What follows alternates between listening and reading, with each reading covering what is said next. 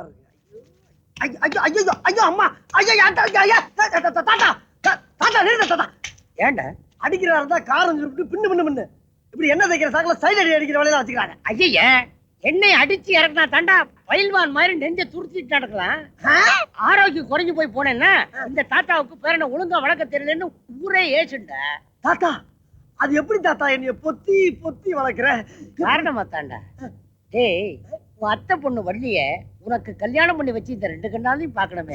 கல்யாணத்தை பத்தி மட்டும் பேசா தாத்தா. ஏண்டா நான் ஒரு வெள்ளக்காரிய கல்யாணம் பண்ணலாம்னு முடிவு பண்ணிருக்கேன். வெள்ளக்காரியவா? ஆமா. கொன்னுடுவே கொன்னாலும் பண்ணுவேன். சவாலா? சவால் தான். பாப்போமா? பாப்போம். டேய் அப்புறம் பாப்போம். எப்ப? குளிச்சிட்டு முதல்ல நீ ராவண்ணாமானா ஆவண்ணாரூனா வீட்டுக்கு போ. போய் அவரு இன்னைக்கு போர்பந்தர் போறாரு. போக வேணாம்னு சொல்லவா? நீ சொன்னாலும் அவர் போவாரா? அது சரி தாத்தா. போர் பந்தர்னா என்ன? போர்பந்தர் பிறந்துருச்சா? தெரிஞ்சா தானே மறக்க. டேய் அதுதான்டா காந்தி பிறந்த ஊரு. அந்த ஊர் மண்ணை அள்ளி கூட்டு வந்து என்கிட்ட கொடுக்க சொல்றா. மண்ணை? ஆமா. எதுக்கு? வச்சு கும்பிடுறதுக்குடா. தாத்தா தாத்தா. ஏண்டா ஏண்டா கண்ணி எரியுது. அதான் என்ன உட்கார்றா தண்ணி ஊத்துறேன். போன வருஷம் திருவிழாவில் கச்சேரி வைக்கிறேன்னு சின்ன பசங்க எல்லாம் ரொம்ப வருத்தப்பட்டானுங்க. இந்த வருஷமாவது ஒரு நல்ல கச்சேரியா வைக்கணுங்க. ஆமையா திருவிழாவுக்கு மட்டும் திட்டத்தை தெளிவா தீட்டிடுங்க. என்னையா ரொம்ப அழுத்துக்கிற? என்ன நம்ம ஊர்ல குழந்தைங்க படிக்கிறது 10வது வரைக்கும் தான் பள்ளிக்கூடம் இருக்கு. பொம்பளை பிள்ளைகளை படிக்க வைக்க ஆசைப்பட்டு பக்கத்து ஊர்ல சேர்த்தா தினமும் 6 கிலோமீட்டர் மாங்குன்னு சைக்கிளை மிதிக்க வேண்டியிருக்கு. முதல்ல அதுக்கு ஒரு வழி பண்ணுங்க. வழி என்னையா பண்றது? 5 லட்சம் ரூபாய் கட்டினா வந்துட்டு போகுது. பணம் கட்டினா போதுமா? நம்ம அனுப்புன பேப்பர் நகர்ந்து ஆர்டர் ஆகி வர்றதுங்கிறது சின்ன விஷயமா? அப்ப நீங்க பார்த்து ஏதாவது பண்ணலாம்ல? பண்ணலாம். பக்கத்து ஊர்ல வேதாச்சலன்னு ஒருத்தர் இருக்காரு. அந்த காலத்திலே வெள்ளக்காரங்கிட்ட பழக்க வழக்கமா இருந்தவர். அவங்க கிட்டே சற்பட்டம் வாங்கினவரு. இந்த அரசாங்கத்திலே நல்ல செல்வாக்குள்ளவர். அவர்கிட்ட சொல்லலாம். அப்ப சொல்ல வேண்டியதானே? சொல்றதுன்னா சும்மாவா சொல்ல முடியும்? ஏதாவது மரியாதை பண்ணி சொல்லணும். சுதந்திர தினத்தை அன்னைக்கு நம்ம பள்ளிக்கூடத்துல கொடியேற்ற சொல்லி அப்படியே சொன்னா நல்லா இருக்கும். அது எப்படிங்க? வருஷம் வருஷம் நம்ம துப்பிக்கிற தாத்தா தானே கொடி ஏத்துவாரு. ஏன் ஒரு வருஷம் அவர் ஏத்தலாம் ஏறாதா?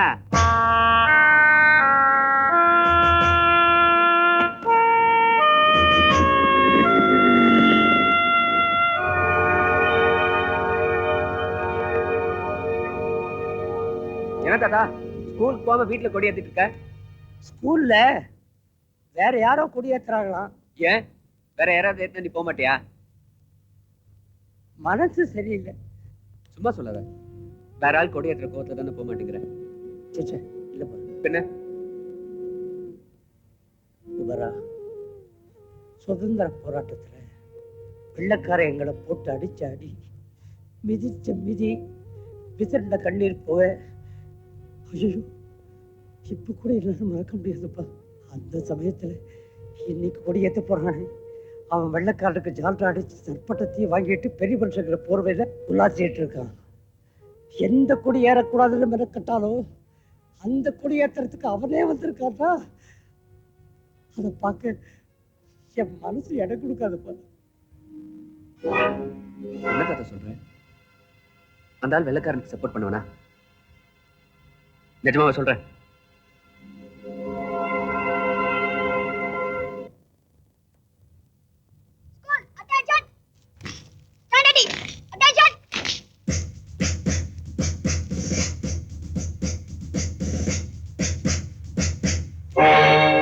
என்னப்பா ஏன் தடுக்கிற?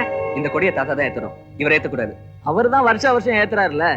இந்த வருஷம் நாங்க எல்லாம் விருப்பப்பட்டு தான் ஐயாவை கூட்டிட்டு வந்திருக்கோம். ஐயாவை கூட்டிட்டு வந்து என்ன வேணாலும் பண்ண சொல்லுங்க. ஆனா கொடி ஏத்தக்கூடாது. ஏன் அப்படி சொல்ற? இவரை பத்தி உங்களுக்கு தெரியாது மாமா.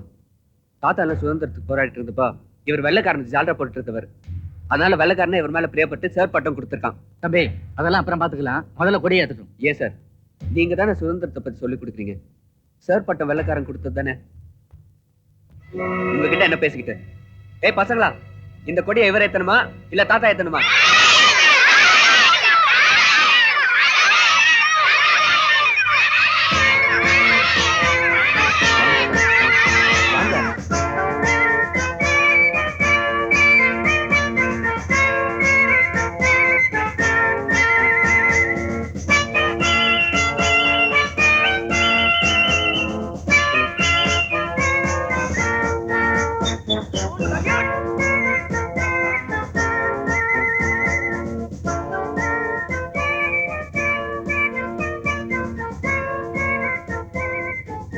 என்னுடைய தடுமாற்றத்துக்கும் பதற்றத்துக்கும் காரணம் எதிர்கால இந்தியா என்ன ஆயிடுமோங்கிற பயம்தான்.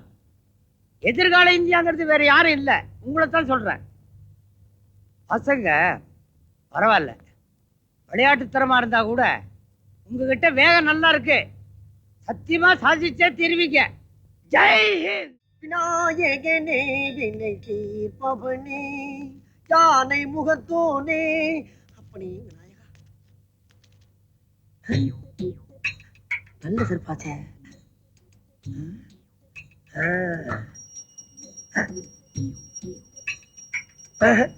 கோயில்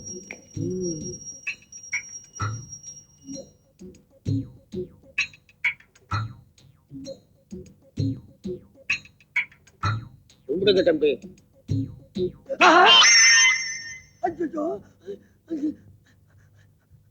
அட பாவிகளா, உள்ள போய் தீபத்தை தொட்டு கும்பிட்டு வர்றதுக்குள்ள செருப்பு ஆட்டிய போட்டாங்க இல்லையா? சுதந்திரம் வாங்கி 47 வருஷம் ஆகுதுங்கிறாங்க, இன்னும் செருப்பு திருட விட மாட்டேங்கிறாங்க. தாத்தா ஏண்டா சுதந்திரம் வாங்குறதுக்கு முன்னாலே செருப்பு காணாம போலியா? சுதந்திரம் வாங்குறதுக்கு அப்புறம் தான் போகுதா? பொண்டாட்டி காணாம போனா சுதந்திரம், ஆடு காணாம போனா சுதந்திரம், மாடு காணாம போனா சுதந்திரம். எல்லாத்துக்கும் நாங்க தான் கிடைச்சோமா? பின்னிடுவேன் பின்னி. தாத்தா முதல்ல இங்க அடிச்சா ரைட்டு, மறுபடியும் இந்த காலத்துல அடிக்கிற. டேய், நமக்கு சுதந்திரம் கிடைச்சு 49 வருஷம் ஆகுது. ஆமா யார கேட்டா 47 வருஷம் சொன்னேன்.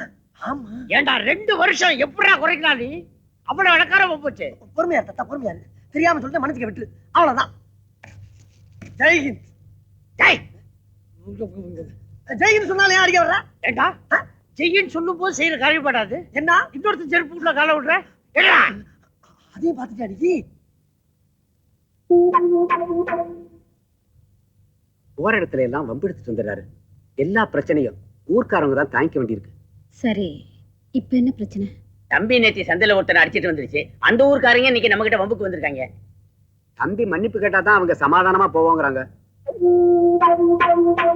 இல்லையா தம்பி எதுக்கு மன்னிப்பு கேட்கணும்? அந்த புள்ள மன்னிப்பு கேட்காது. பையன் கேட்டி அம்மா கேட்கட்டும். யோ, எங்க அம்மா எதுக்கு மன்னிப்பு கேட்கணும்? நான் தானே அடிச்சேன், நான் கேட்கிறேன் மன்னிப்பு. நான் மன்னிப்பு கேட்டா உங்க பிரச்சனை தீர்ந்துரும்ல. போங்கயா, நான் கேட்கிறேன் மன்னிப்பு. போங்கயா.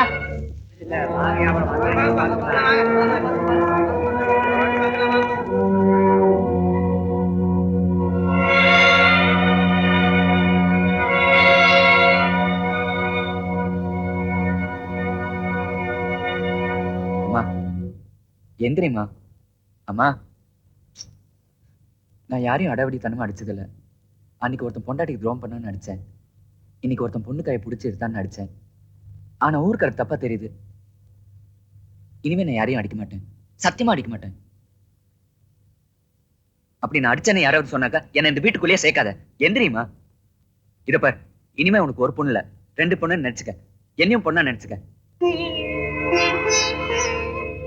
யாரையும் அடிக்க மாட்டேன்.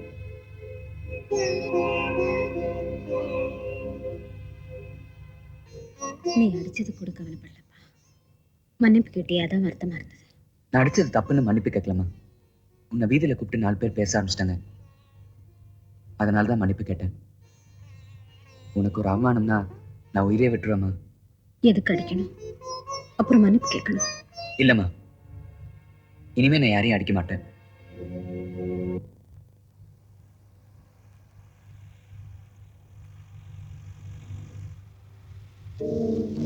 ஏண்டா ஐயா, நீ பார்த்த பொண்ணு எனக்கு பொருத்தமா இருக்கும்ல? ரொம்ப பொருத்தமா இருக்கும் ஐயா. மகாலட்சுமி மாதிரி. மகாலட்சுமி எங்கடா பார்த்த? சினிமாவில் தாங்க. பொருத்தமா இருந்தா ஆத்துங்கிற ஓரத்துல 2 ஏக்கர் நிலம். இல்லைன்னா ஆத்துல தான் போவேன். போனாமா. ஐயோ, ரொம்ப பொருத்தமா இருக்கு ஐயா. அப்ப வண்டியை வேகமா ஓட்டு.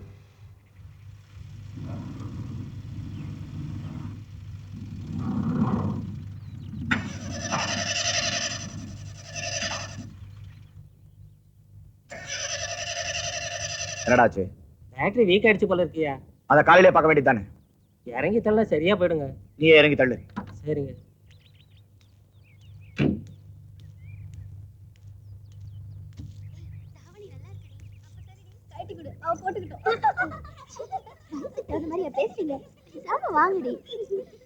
அம்மா, வண்டியை கொஞ்சம் தள்ளி விடுங்கம்மா.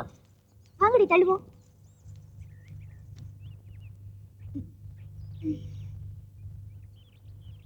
வண்டி எந்த ஊரு? வேலைப்பட்டி. எங்க போகுது?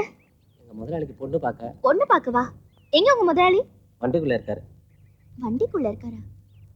எங்க அந்த மூஞ்ச கொஞ்சம் காட்ட சொல்லுங்க.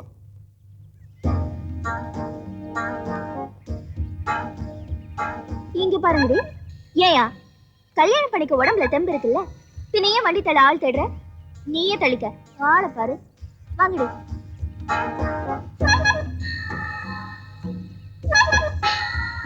டேய், இவளாடா நீ பார்த்த பொண்ணு?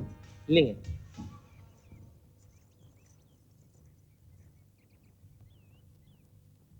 இவதாடா பொண்ணு.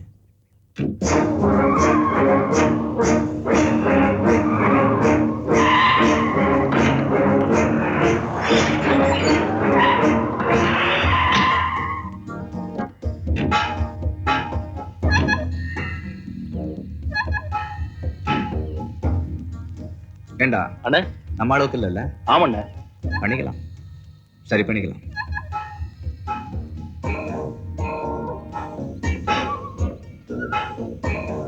என்ன கதிர்வேலு, மேலப்பட்டி ராமசாமியோட பையன் தட்டு தாம்பழத்தோட உன் வீட்டுக்குள்ள போறாரு? மேலப்பட்டி ராமசாமி பையன். ஐயா வணக்கம். வாங்க. நான் தான் மேல்பட்டி ராமசாமி பையன். பார்த்துருக்கேன். அப்பா ஒரு வருஷத்துக்கு முன்னாடி இறந்துட்டாரு. அம்மா இப்பதான் ஒரு 6 மாசத்துக்கு முன்னாடி இறந்துட்டாங்க. ஒத்தையா இருக்கே ஒரு கல்யாணத்தை பண்ணுன்னு ஊர்ல சொன்னாங்க. நமக்கு கலெக்டர் எஸ்பி இப்படி தான் பழக்க வழக்கம். அதனால பொண்டாட்டிங்கிறது கூட கூட்டு போகும்போது பொருத்தமா இருக்கணும். ஆனா நம்ம ஜாதியில அவ்வளவு சுகமா ஒண்ணும் கிடைக்கல.